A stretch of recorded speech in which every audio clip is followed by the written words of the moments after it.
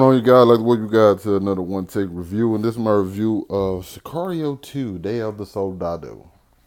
Listen, if you don't know, watched the first one a couple months ago, probably tail end of last year. It was my first time seeing it. Loved it. Thought it was fantastic. The cinematography, everything about the film, absolutely spectacular.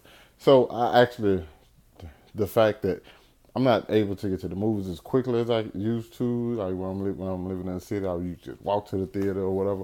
But here I have to fucking wait to go get there or something. We don't have Uber here at all. I'm in the country right now, people. So I actually took the time to watch other people's reviews, which I usually don't do before I see the movie. So I watched them, and a lot of people had this kind of like the same thing. It was like it was good, wasn't good as the first one. There's parts about it it seemed this one seemed more convoluted, and you know what I'm saying, had more stuff going on. Okay, from the trailers, look like it looks like it's probably gonna be more action packed. You know what I'm saying? Because the first one had this kind of like grimace and tone, and everything was real grounded, and it moved kind of like not slow, but at a methodical pace.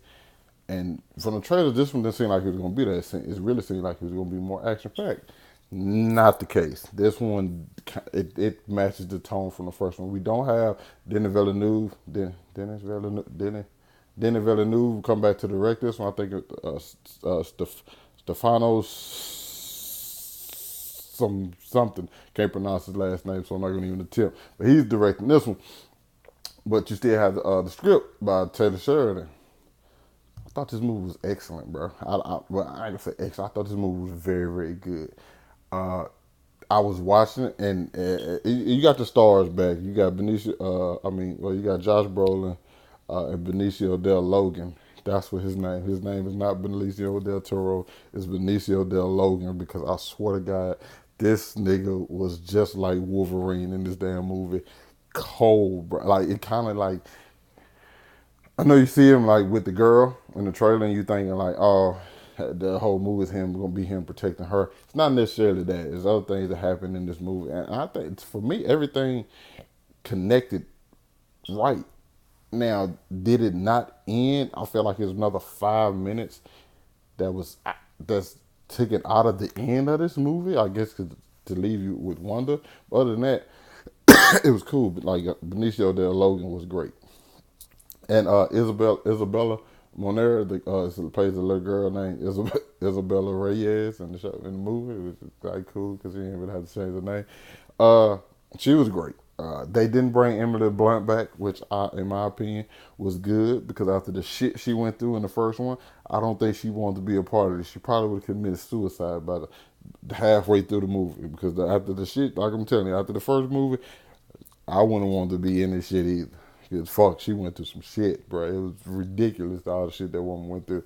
But this one kind of left the door open for like a third one, which I think can go a certain way. And the first one, I think it was so, the characters was just so one thing that it was just that and nothing else.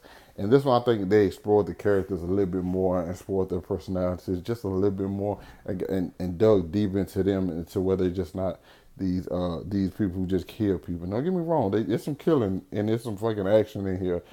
And this one scene in particular on the highway, which most of their scenes happen on the highway, but there's one scene that happened on the highway towards the tail end where it's just like, yeah, they wanted all the smoke.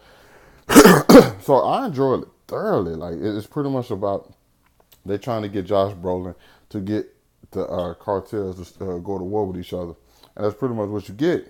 Is them going to war with each other by having to do certain things. I'm recording, man. So little, baby. But yeah, and now other things start to happen, and plans don't go as followed. There's a story about another little boy. It's but when you watch it, you'll see how the everything ends up connecting. Now there are certain things I was just like, did that really happen? There were two things in particular. There's one thing that happened at a supermarket. that I was like, okay. And there's another thing that happened kind of toward the tail end of the film as well. But those two things, they not like they're impossible to happen. You know what I'm saying? They were just like, was that really going to happen at that time?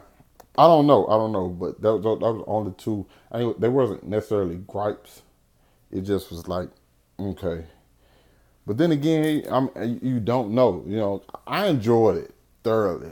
I thought, to me, it didn't. I mean, it wasn't better than the first one, but it wasn't like a step down at all to me. If I'm scoring, I have to give it like an 8.5 out of 10. I thought it was great. I actually can't wait to buy it. You know what I'm saying? And watch it again. Just watch them back to back.